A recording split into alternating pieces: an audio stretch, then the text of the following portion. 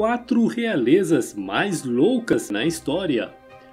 Muitos monarcas deixaram sua marca na história por muitas razões. Alguns ganharam fama com impressionantes vitórias militares, outros com reformas sociais. Há também aqueles que ganharam infâmia com reinados desastrosos, em que se perderam dinheiro ou o país foi derrotado. Depois há aqueles que foram imortalizados por sua doença mental, embora as histórias de membros da realeza loucos como o rei George III ou Calígula sejam contadas com frequência. Será que realmente entendemos a vida desses monarcas? Como eles experimentaram doenças mentais em um mundo sem medicina moderna? Este vídeo conta a história de 4 membros da realeza, loucos da história. Rei George III da Inglaterra. O rei George III da Inglaterra é talvez o monarca europeu mais conhecido a sofrer de loucura. A história o imortaliza como o rei que perdeu a Inglaterra, suas colônias na América e grande parte de sua riqueza. Nascido em junho de 1738, George era o filho mais velho do príncipe de Gales, Frederico, e de sua esposa, a princesa Saxe-Gotha Augusta. George não foi apenas o primeiro monarca hanoveriano a nascer na Inglaterra, mas também o primeiro a usar o inglês como a primeira língua.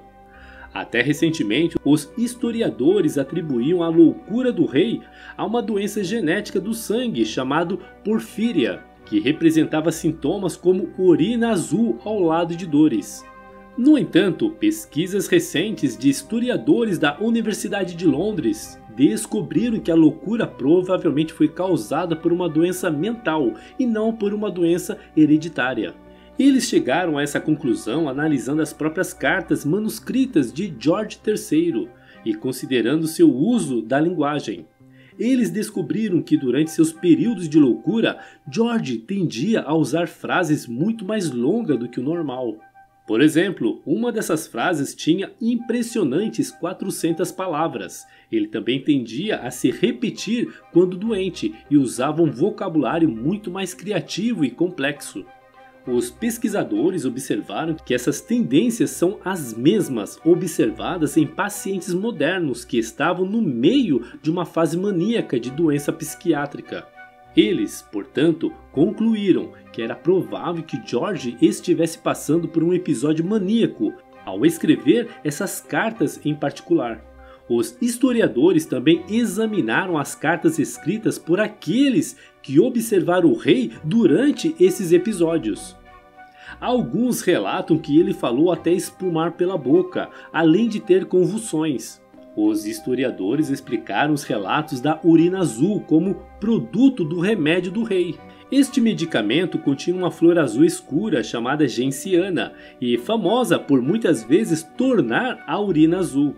Eventualmente, os episódios maníacos de George voltaram com tanta frequência que, no final de seu reinado, ele se retirou completamente dos olhos do público. Ele residiu em Kew Palace, Richmond, onde conduziu seus negócios em particular. Calígula, o imperador de Roma. Calígula foi imperador de Roma de 37 d.C. a 41 d.C. e é indiscutivelmente outro dos governantes mais famosos que sofreram de loucura. Muitos acreditam que ele era louco e seu reinado foi imortalizado na história como desastroso. Há algum debate, no entanto, sobre se Calígula era realmente doente mental, ou se ele era apenas um exemplo dos desastres que podem ocorrer quando um jovem de 24 anos recebe poder ilimitado e dinheiro aparentemente infinito. Um mito comum sobre Calígula é que ele estava tão louco que fez seu cavalo cônsul. O cavalo chamava-se Incitatus e dizia-se que o animal, ou Calígula em seu lugar, convidava pessoas importantes para jantar com ele. No entanto, os estudiosos agora têm quase certeza de que isso é um mito e que Calígula não fez seu cavalo cônsul. No entanto, a maioria dos estudiosos acreditam que Calígula tinha algum tipo de doença mental. Alguns acreditam que era uma doença comparada à epilepsia moderna. Como muitos membros da realeza nesta lista, Calígula passou por muitos eventos traumáticos e pensou-se que eles poderiam ter sido a causa de sua doença mental. Independentemente de seu estado mental, Calígula foi extremamente cruel e fez algumas escolhas questionáveis. Por exemplo, foi dito que no início de 40 d.C., ele levou seu exército até a costa do norte da Gália, onde ordenou que as tropas coletassem conchas. Ele chamou as conchas de despojos do oceano conquistado. Ele também queimou rapidamente o dinheiro deixado no tesouro após a sua ascensão. Se isso foi um ato de loucura ou devido à sua inexperiência, é contestado, no entanto. Para compensar o que perdeu, Calígula teve que recorrer à extorsão dos cidadãos romanos mais ricos, bem como ao confisco de suas propriedades. Terceiro louco, Carlos VI da França. O caso de loucura vivido por Carlos VI da França, que governou de 1380 a 1422, é particularmente interessante. Escrevendo em 1613, Miguel de Cervantes registrou que o rei era um homem infeliz e que imaginava que era feito inteiramente de vidro, conhecido como delírio de vidro. Carlos não era o único a sofrer desse delírio em particular. A doença era caracterizada pela crença de que alguém poderia facilmente ter parte ou todo o corpo despedaçado como se fosse vidro. Em 1990, em seu trabalho intitulado Um Estranho Rei da Melancolia, reflexões sobre a ilusão de vidro na Europa, 1440 a 1680, Jill Speak escreveu que Carlos foi possivelmente o primeiro caso de um homem acreditando que todo o seu corpo era feito de vidro. Parece haver registro dessa doença mental, em particular ao longo da história, e parece ter estado presente em sua forma mais antiga no período clássico, como o medo de ser feito de cerâmica em vez de vidro. No segundo século depois de Cristo, por exemplo, Rufus de Éfeso registrou o caso de um homem que pensava ser construído inteiramente de cerâmica. Aqueles ao seu redor se preocupavam com o estado mental do rei. Até mesmo o Papa Pio II observou que sua doença piorava a cada dia, até que sua mente foi completamente. Às vezes pensavam que era de vidro e não se deixava tocar. Ele colocou barras de ferro em suas roupas e se protegeu de todas as maneiras para não cair e quebrar. Dizia-se que Carlos estava tão preocupado em esmagar que começou a usar roupas reforçadas e muitas vezes proibia seus cortesãos de chegar perto dele. Parece que seu primeiro episódio maníaco ocorreu em 1392, quando ele, aparentemente sem provocação, massacrou 4 de seus cavaleiros. Então, apenas um ano depois, Carlos e alguns de seus cortesãos estavam vestidos com fantasia para uma celebração. Para o horror de todos, uma faísca voadora pousou em uma das suas fantasias e a incendiou. O fogo se espalhou para os outros homens. Apenas o rei e outro de seus companheiros sobreviveram. Agora é comumente pensado entre os historiadores que este evento levou a um aumento da loucura do rei. A loucura de Carlos e além dessa ilusão de vidro, no entanto. Ele disse em algum momento não reconhecer sua esposa ou filhos e correr loucamente pelo palácio. Ele recebeu o apelido de Carlos o Louco. Em novembro de 1405, foi registrado que o rei se recusou a tomar banho por 5 meses. Ele ficou coberto de feridas infectadas e também de piolhos. E só cedeu quando foi forçado a tomar banho por seu médico. Princesa Alexandra de Baviera. Outra realeza que compartilhou a ilusão de vidro de Carlos VI da França centenas de anos depois foi a princesa da Baviera, Alexandra, viveu de 1826 a 1875. A ilusão de vidro de Alexandra era ligeiramente diferente da de Carlos. Ela acreditava que, em vez de ser feita de vidro, que quando criança ela havia engolido um piano de vidro. Dizia-se que ela se rastejava pelos corredores do palácio com medo de quebrar o piano dentro dela.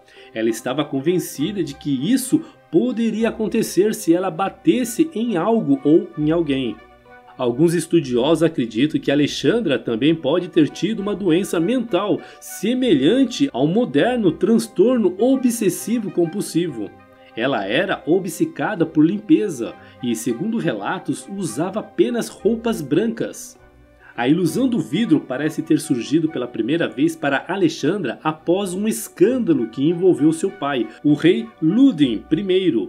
Ele concedeu títulos a Lola Montez, que era atriz, dançarina e sua amante.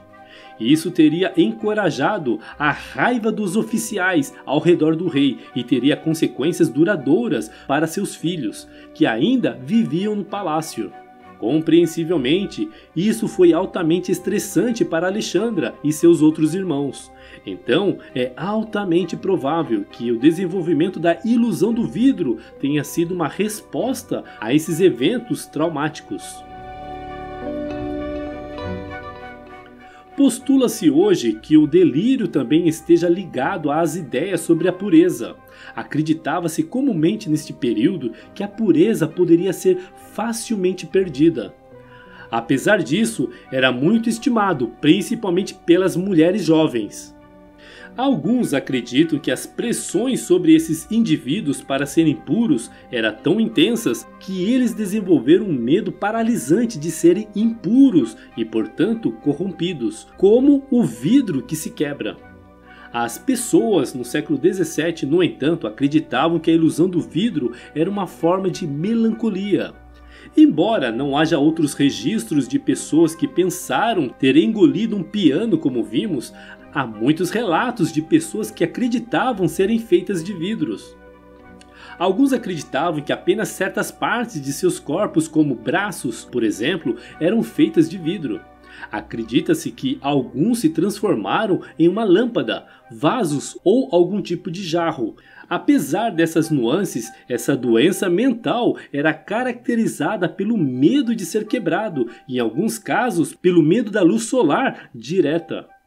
A ilusão era comum desde o período antigo até o século XIX e era mais comum entre a nobreza.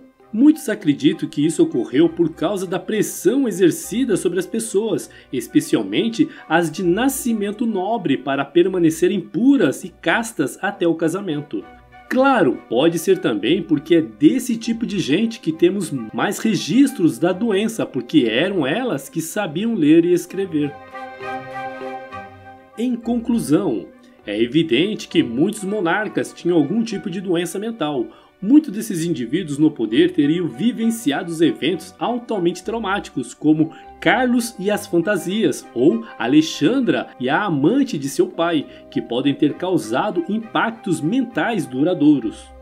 Outros podem ter sido simplesmente jovens e inexperientes. Embora existam muitos registros de monarcas que sofreram do que podemos considerar loucura, suas histórias podem fornecer uma visão interessante sobre as primeiras percepções de doenças mentais e seus tratamentos. É importante reconhecer o poder que nossas ideias modernas têm. Agora é comumente ensinado que o diagnóstico retrospectivo é um empreendimento problemático e devemos ser cautelosos ao aplicar nossas definições modernas de doenças ao passado.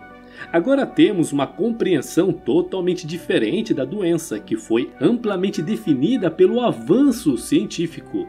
Os historiadores, portanto, recomendam que sejamos cautelosos ao aplicar as definições modernas de doenças e enfermidades a indivíduos no passado, especialmente porque muitas doenças mentais que hoje podemos diferenciar claramente como epilepsia ou transtorno bipolar foram no passado consideradas simplesmente como diferentes manifestações da mesma doença, loucura. No entanto, se abordado com uma atitude objetiva e sem julgamento e abordagem de pesquisa, a investigação da loucura inicial pode nos dizer muito sobre as atitudes em relação aos doentes mentais na história.